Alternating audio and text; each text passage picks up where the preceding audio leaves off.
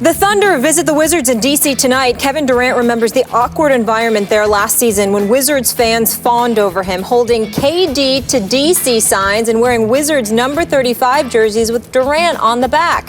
KD said, "It was crazy.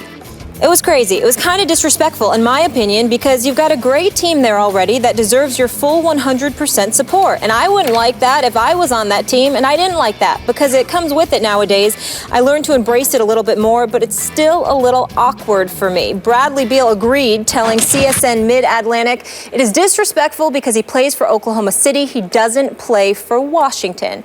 Stephen A., do you agree? Well, let's put it in its proper context.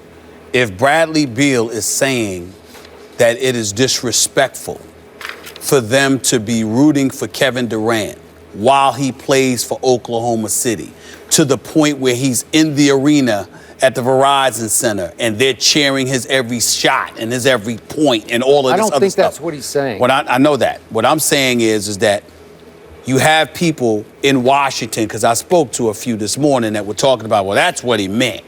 Okay, that's what they meant. And I was like, nope, that's not what they're talking about here. What they're talking about with the signs, KD wanting him to come here. I love me some Bradley Beal and John Wall. I love them both. They're good people and they're going to be great players. They're wrong here. Bradley Beal is wrong here. I have no problem whatsoever with fans in D.C., you should be booing him during the game. You know, you don't want him to beat your team, but wanting him to come to D.C.? That's campaigning. That's what you're talking about. That's campaigning. That's the operative word. That's right, the campaigning. Okay. I have no problem with it. Zero whatsoever. If you're the Washington Wizards, you better get him. You better try. You better exhaust every measure to get somebody who is universally recognized as one of the top 3 players on the planet. Bradley Beal with John Wall if KD come to D.C.? Are you kidding me? I mean, oh my Lord, I can't even imagine. I can't even imagine what life would be like in the nation's capital if KD rolled up in D.C. Now, I'm hearing otherwise. I understand. Okay, I'm hearing he's going to stay in OKC, or that LA's a viable option, but Washington is still a possibility. He is going to be unrestricted free agent, free to go wherever he wants to go. All of that is true, but I got to tell you something. I'm looking at KD. Listen, I got tired of them relying on Nene because Nene with Gortat wasn't working. They were going to go home in the second round. And I haven't forgiven them for losing every home game in that series against Indiana the season before last. But when I look at them right now, they decided to go small. You got Gortat at the 5. You got Otto Porter at the 3. You got either Chris Humphries or Dudley at the 4. You got Beal and Wall in the backcourt.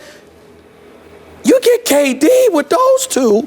The other 2 positions should just be out there for mop-up duty. Grab rebounds, defend, and shut the hell up and hope you get the ball. Because those 3 dudes need to be shooting all of the time. It would be special. So I don't blame them. They haven't been to the finals since 79. They haven't won a title since 78. It's been 35 plus years since you were relevant in the championship equation and you had a decent shot before Gilbert Arenas shredded your franchise with his nonsense. So to me, I don't blame the city, the nation's capital, for starving for KD. He's homegrown. He's a homegrown product, and they are starving for relevancy, and he's the ticket to it. Just don't be rooting for him while he's playing the Wizards. Okay. I disagree with what you just said, but we have a double-edged sword here. We have KD and we have Bradley Beal, both saying it's disrespectful. I think Kevin's not being completely honest with his feelings there because he can't be.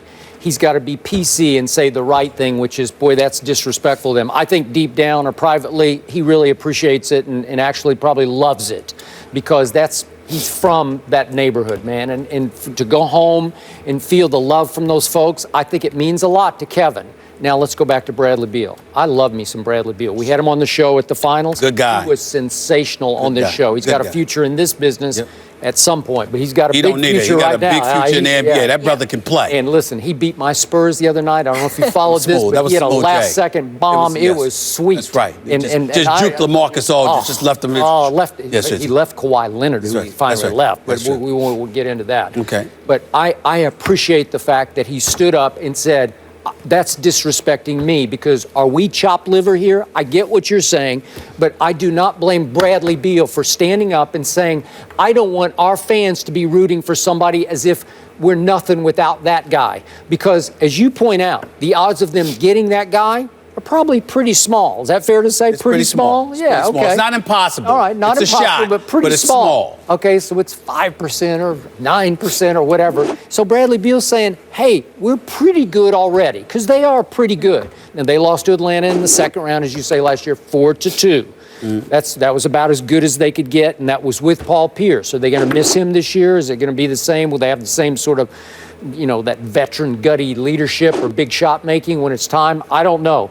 I still like the team. I don't love them, but I love the fact that Bradley Beal stood up and said, no, don't do that to us, because we got a chance. Well, you can love it all you want. What I'm saying is it ain't disrespectful for a fan base that hasn't been to the finals since 1979. And keep in mind, 1979. I was there. I covered those games. Molly, 1979. Yeah. I was 12 years old. Yeah, I wasn't That's born. the last time. I'm sorry, I apologize. I was 11 going on 12. So the point that I'm trying to make to you is, yes, Wesley Unseld, Elvin Hayes and the crew, Bobby Dandridge and them.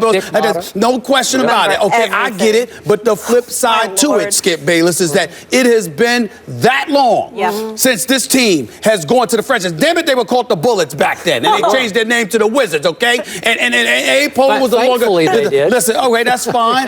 But in the end, especially some incidents they had on that team. In the end, you're not doing anything. And Bradley Beal has got a lot of promise. I love that brother. John Wall is big time to me, and he's going to get even better.